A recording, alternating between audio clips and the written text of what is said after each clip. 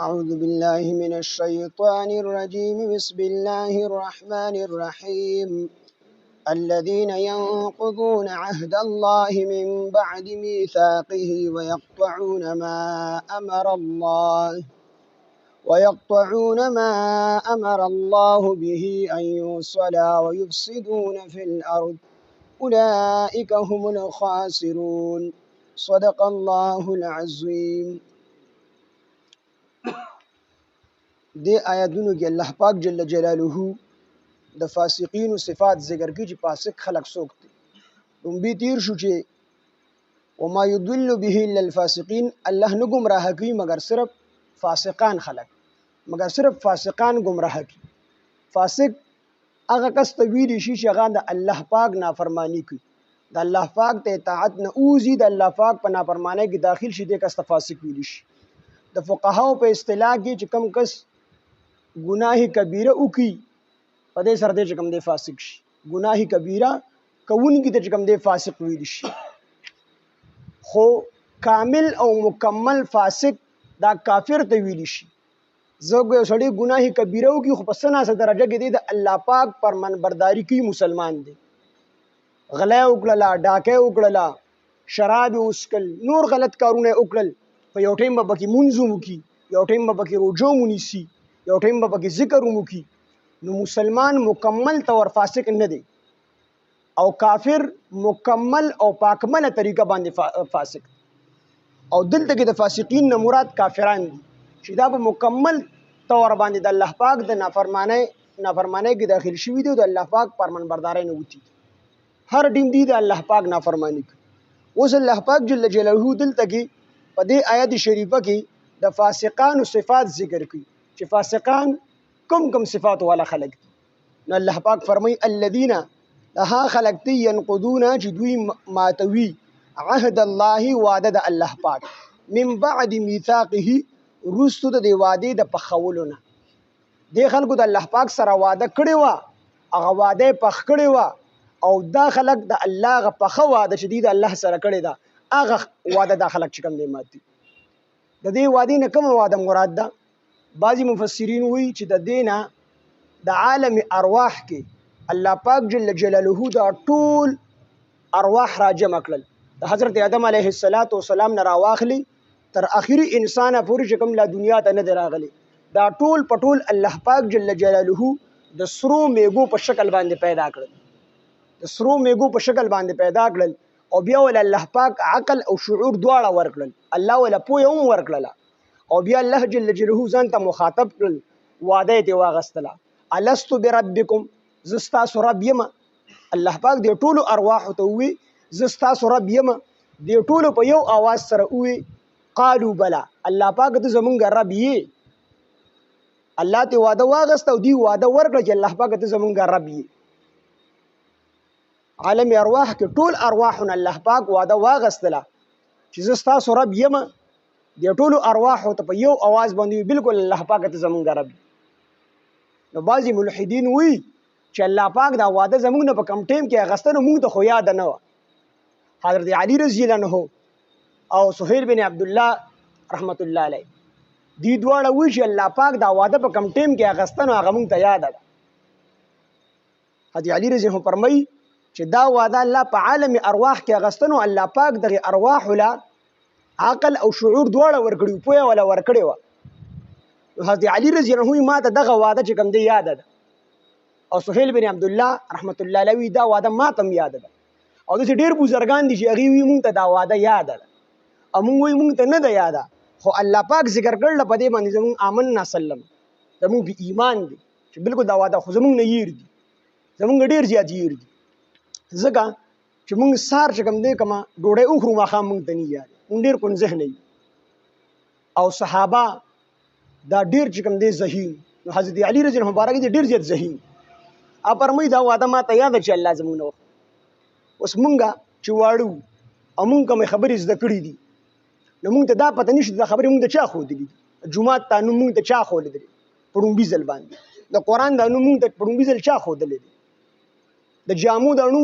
پړومبي ځل مونږ ته چا خو دي، مونږ دا خبره هم یاره ده، حالانکه دا مونږ د خامخا چا خو دي، یا برته مور خو دي یا برته پلار خو دي، خو مونږ کون ذهن یو مونږ دا خبره یې نو دک شان الله پاک جل جلاله په عالم ارواح کې د ټولو ارواح له کې د سرو میګو په شکل کې پیدا کړل او دی له عقل او شعور دواله ورغلل او بیا د الله پاک وعده واغستا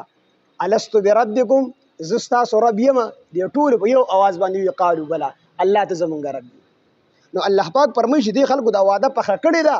او د پخې وادي نو ورستو دي دا وعده ماتي او زما د ربوبیت نه انکار کوي مان نه دا کافران نو دا د فاسقانو لومبي صفت او بعض مفسرین وی چې د دې وعده نه هغه وعده مراد ده کوم چې الله پاک جل جلاله په تورات کې په زبور کې په انجیل کې د ټولو اهل کتابونو غسته او ټولو پیغمبرانو ته الله پاک حکم کړو چې رسول الله صلی الله علیه وسلم باندې ایمان راوړی او رسول الله صلی الله علیه وسلم داغه مدد وکوي لا تؤمنون به ولا تنصرن تاسو به د باندې ایمان راوړی په نبی علیه السلام باندې او د مدد بم کوي او د ذالک الکتاب په تفسیر کې دا خبره تیر شي و چې د يهود مدینه منوره کې کوم آباد شي نو دا دوبا بادشاہ نه په دې نیت پاتې شي چې دلته نبی علیه السلام هجرت کوي هغه برازي هم به ایمان راوړي نو دا د مخکې کتابونو کې تورات زبور انجیل ټولو کې الله پاک دا وعده د ټولو انبیانو نه غسته و چې تاسو به د نبی علیه السلام باندې ایمان هم راوړی او په د باندې د نبی علیه السلام مدد به هم کوي نو هغه وعده خو الله پاک د ټولو چې د ټولو انبیانو نه واغستله نو د انبیانو چې څومره امتونو یې هغې نه په طریقه اولاد وعده واغستله نو ټولو وعده ورکړه او ټول الله سره وعده وکړو چې موږ د الله د پیغمبر مدد هم کوو د الله په پیغمبر باندې به ایمان هم راوړو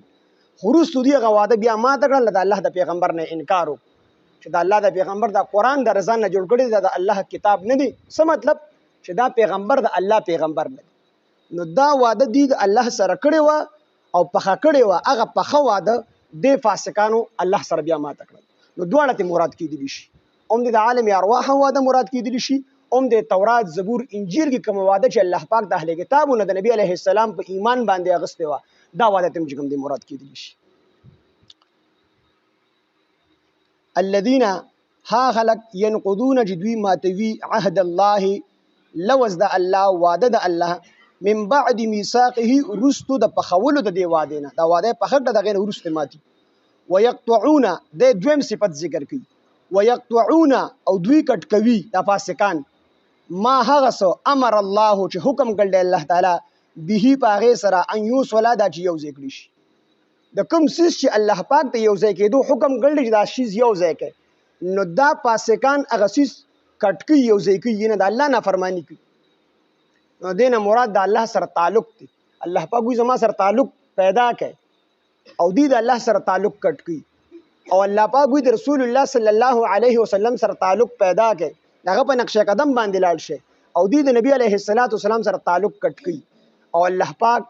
فرمایي صله رحمی وکړي خپل ولانو سره تعلق م پرې دی او دی د خپل ولانو سره تعلق پرې ټول د مراد کېدلی صله رحمی ته مراد کېدلی شي د الله او د الله د پیغمبر سره تعلق ته مراد کېدلی شي د قرآن سره تعلق ته مراد کېدلی شي صله رحمی حدیث پاک کې راځي او ورځ د قیامت په دې ته جبه ورکړي شي او دا به اعلان کوي چې یا الله هغه کس خپل رحمت سره یو ځای کې چا چې دنیا کې یو ځای کړي صله رحمی به خپل ولانو سره خپلوانو سره تعلق جوړول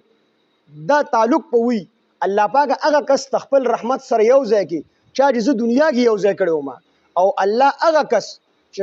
د خپل رحمت نه پرې کړي کم کس چې په دنیا کې پرې کړو خپلوانو سره تعلق چې کم دی پرې خو خپلوانو سره په معمولی خبره باندې چې کم دی تعلق کټ کو نبی علیه السلام یو پیرو فرمایل وی کو تاسو کې څوک قطع رحمی کوونکی خپلوانو کې چې سره تعلق خراب وي رور سره نه لګي مور سره نه لګي ترور سره نه لګي ماسی سره نه لګي تر سره نه لګي د دې څومره رشتہ داران دي پاغه کې د چا سره تعلق خراب وي نه لګي نو هغه کس ته د مجمع نه پاسه مونږ د الله پاک نه دعا کو او چې په کوم مجمع کې قطع رحمی کوونکی وي نو هغه مجمع کې د یو کس دعا الله پاک نه قبلي سر نه پورته دغه دعا نشي یو صحابي په منډه باندې لړو واپس راغی نبی علیہ السلام دې الله پیغمبر زمانه ترور خپوا نو زلاړه مخبل ترور مې رضا کړه واپس رااله نو د دې کس دعا د سر نه بر نه زی د کم نه خپل رشتہ داران خپي نو خپل رشتہ دارانو سره تعلق جوړوي اگر کوی د سره تعلق پری دي خطبو سره تعلق جوړه ته د سره تعلق نه خراب ځکه دا د الله حکم دی نو دا خلک چې کوم دی نو د دې دویم صفت دا دی چې کم سیز د یو ځای کولو حکم الله ورکړی دی دی هغه سیز کټکی ختمی یو ځای کوي نه. دویم صفت دا د فاسقینو دا دی الذين ها خلق ينقضون جدوي ماتوي عهد الله وعده د الله من بعد ميثاقه ورست د وعده په خولونه ويقطعون او دوی کټکی ما هغه تعلق امر الله چې حکم ګل الله تعالی به په هغه سره ايو صلا دا چې یو ځای چې د کوم سیز د یو ځای کولو حکم الله کړی دی نو دا فاسقان هغه تعلق ختمي ويفسدون او دوی فساد کوي فی الارض پزماکه د فساد د دې ډېری وجې وي قتل غارت په هم کو زنا به هم کوله جواری به هم کوله یعنی د الله چې څومره نافرمانی دي دی به کولی او د الله چې څومره نافرمانی دي ته فساد فی الارض ویل شي په ناب طول کې به کمی کو نو ويفسدون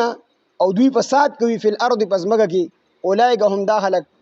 اولئک هم الخاسرون هم داخلك تاوانیان دي د دنیا په اعتبار سره هم تاوانیان دي او د آخرت په اعتبار سره هم تاوانیان دي. نو دا الله پاک جل جلاله د فاسقانو صفت یو دا جدید الله سره وعده ما دي دویم دا چې د کوم سیز د یو ځای کولو حکم الله کړی دی هغه سیز پرې کوي یو ځای کوي نه او دریم دا چې دی پس مګه کې فساد کوي. نو دا د فاسقانو صفات د دې صفاتو موږ ټول مسلمانان ځان ساتو. یو پیر سره ترجمه کوم الذين ها خلق ينقضون چې ماتوي عهد الله وعده د الله من بعد ورست ميثاقه د وعده په خولونه ويقطعون او دوی کټ کوي ما هغه تعلق امر الله چې حکم کړل الله تعالی به په هغه سره ايو صلادا چې یو ځای کړي شي ويفسدون او دوی فساد کوي فی الارض پزماکه کې اولئک هم الخاسرون دا خلق تاوانیان دي د دنیا او د آخرت په دواړو اعتبار سره فی المال والمحال په دواړو اعتبار سره تاوانیان دي. الحمد لله رب العالمين والعاقبة للمتقين والصلاة والسلام على سيد الأنبياء والمرسلين وعلى آله وأصحابه أجمعين يا أول الأولين يا آخر الآخرين يا ذا القوة المتين يا راحم المساكين يا أرحم الراحمين اللهم صل على سيدنا محمد وعلى آل سيدنا محمد مبارك وسلم عليه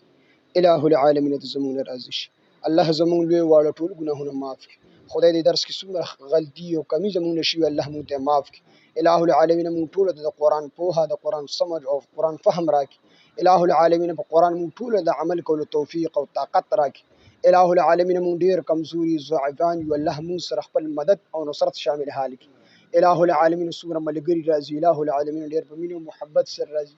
الہ العالمین مونږ کې حسن نشته الہ العالمین د خپل پوهه نه ورته پوهه ورکړي الہ العالمین دې کې څومره بیماران دي الله ټول ته شفای کامله عاجله مستعمره ورکړي الله څومره قرضداري قرضونه اخلاص کړي الله دې کې څومره پریشان حال دي پریشانه ختم کړي الله مونږ ټول ګناهګاران زموږ ټول ګناهګارانو بخنه وکړي الہ العالمین زموږ مال جان وختانو تاثیرونو اسپیټالونو جیلونو مقدمو کې سونه بچ وساتي الله د خپل دین د غلبې لپاره استعمال کړي الله دنیا آخرت کې مونږ ټول مسلمانانو ته کامیابو د خوشحالو د عزتونو د دیندارۍ ژوندۍ راکړي الله دنیا آخرت کې مونږ ټول د بې عزتۍ د بې پردګۍ د شرم د بې حیا د رسوایۍ د بې دینۍ د ژوندۍ نه مونږ ټول مسلمانان بچ وساتي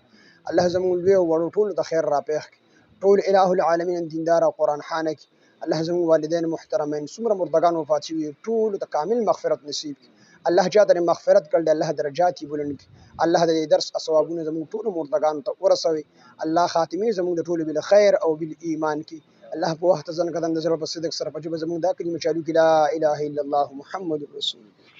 امين برحمته